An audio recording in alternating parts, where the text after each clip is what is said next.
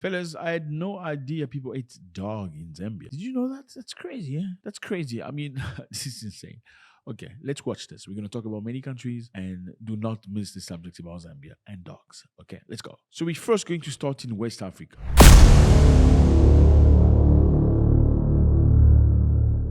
We're talking about Mali, Niger, and Burkina Faso. Here's a country, Mali, Niger, and Burkina Faso. These are three countries that have been fighting very hard for their independence. Now, Mali, Burkina Faso, and Niger have come together accusing Ukraine in the United Nations, saying Ukraine needs to respect them. This comes after the Ukrainians supported a terrorist group, as per the Malians, in that region to unalive Russian soldiers and Malians. So basically what happened was the Russian soldiers were supporting the Malians to go and fight against terrorists on that side.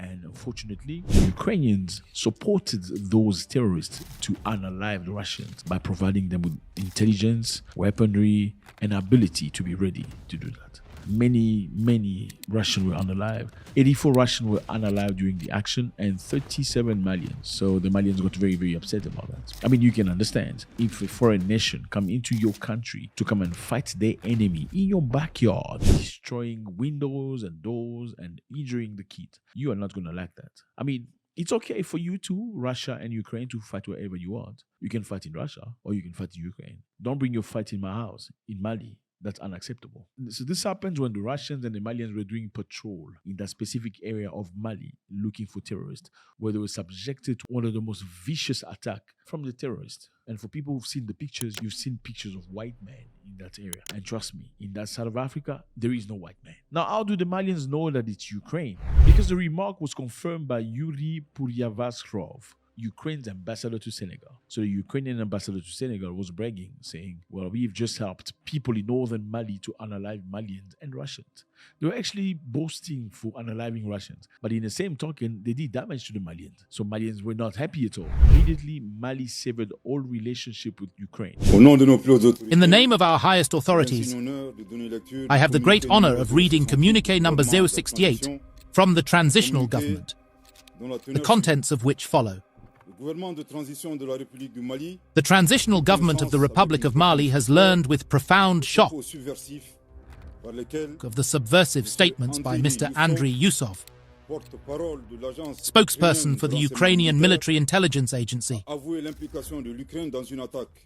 in which he admitted Ukraine's involvement in a cowardly, treacherous, and barbaric attack by terrorist armed groups that resulted in the deaths of Malian defense and security forces in Tinzaouattan, as well as material damage. These statements were reinforced by Mr. Yuri Pivovarov, Ukraine's ambassador to Senegal, who openly and unequivocally expressed his country's support for international terrorism against Mali. 2 days later, Niger followed through by cutting all relationship with Ukraine. Niger became the second African country in a week to cut diplomatic ties with Ukraine amid an escalating row over Ukraine's support for al-Qaeda-affiliated terrorists behind an attack last month that killed scores of Malian soldiers. Niger's government announced that it would follow its neighbor Mali by severing relations with Ukraine with immediate effect, accusing Kiev of supporting terrorist groups. But how did the Africans know that it's Ukraine that was involved? Because there was another agent of intelligence of Ukraine that clearly said on screen, we did that. We coordinated the attack. The fact that the rebels received the necessary information that allowed them to conduct a successful operation against Russian war criminals, the whole world has already seen this. In principle, this can be commented on. We certainly will not disclose any details, but let's say there will be a continuation.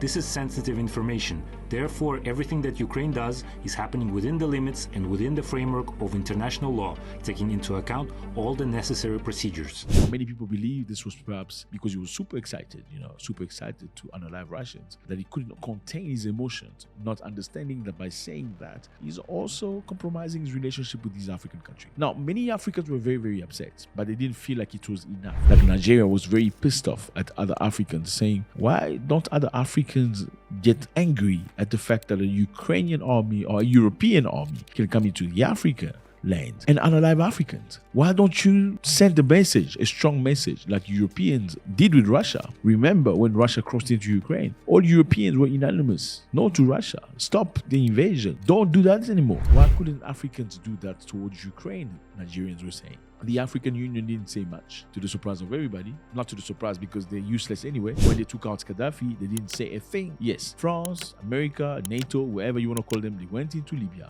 unaliving Gaddafi. And these African leaders said nothing. Absolutely nothing. Now you dare go do that in Europe. Go attack even Romania and see if Europeans are going to watch you. In a joint letter, the three countries' foreign ministers say their governments were shocked by the comments of Andrei Yusov, a spokesperson for Ukrainian military intelligence, admitting Ukraine's role in the cowardly, barbaric, and criminal attack between July 24th and 26th. The letter called the Security Council to take appropriate measures against these subversive actions which strengthen terrorist groups in Africa. So in other words, Mali, Burkina Faso, and Niger are accusing Ukraine of strengthening terrorists in Africa. And the United Nations need to do something about it. Do you think the United Nations is going to do something about that? I mean, let's face it, Ukraine right now is the baby of the United Nations. Everybody's fighting for Ukraine.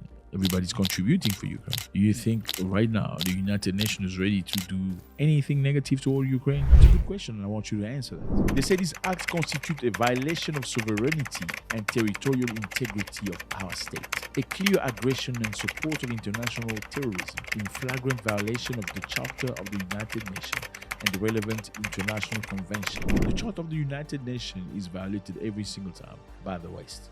They don't do anything about it. In many things, I'm not going to give you examples here, okay? But when it's done by somebody else, then they're going to bring you all these lawyers and stuff.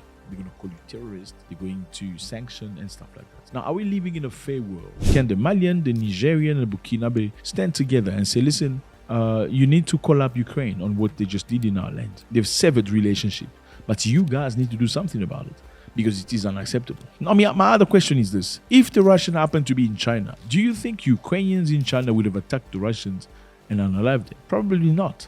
Why? Because they don't want to anger the Chinese. Why don't they want to anger the Chinese? China is a very powerful country with tremendous amount of military force.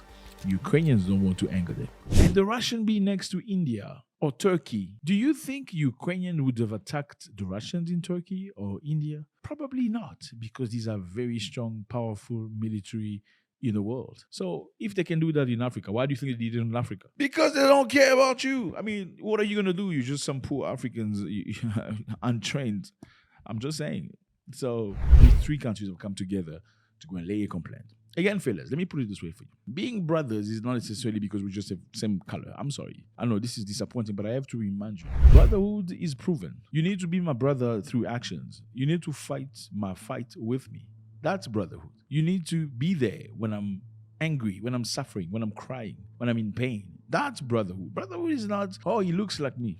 I mean, there are three countries in Africa, Mali, Burkina Faso, and Niger, that are really brothers because they've come up with a pact. They've become one nation or one federation, saying if you attack one of them, it's like you've attacked all of them. So if one of them is attacked, they will react like a little NATO, while the other African nations are just looking like stupid leaders, doing absolutely nothing, stealing money from the government, getting people down the street, claiming taxes and absolute nonsense like that. Another thing these countries have in common is they are led by soldiers. So these countries are all subjected to coup d'etat. They kicked out their presidents because those presidents, civilian presidents, seem to be working for Western interests, meaning they allowed companies from Western countries to come and take, sometimes for free, sometimes with very little benefit, provided they benefiting they and their families. So these soldiers that were part of the government came and they overthrew them. They said, we're going to lead our countries. Guess what? Other African countries don't like that. They hate it. Other leaders of Africa, they hate these soldiers. They say they're undemocratical. They should not be in power. Why? Because these people, in fact, want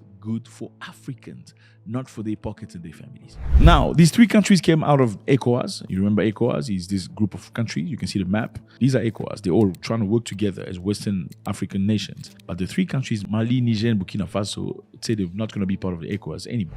ECOWAS have tried very hard to try to bring them again. Say, hey, brothers, please join us again. They say, no. Hell no, we're not interested. Do you think these three countries should join ECOWAS again or not? Let me know.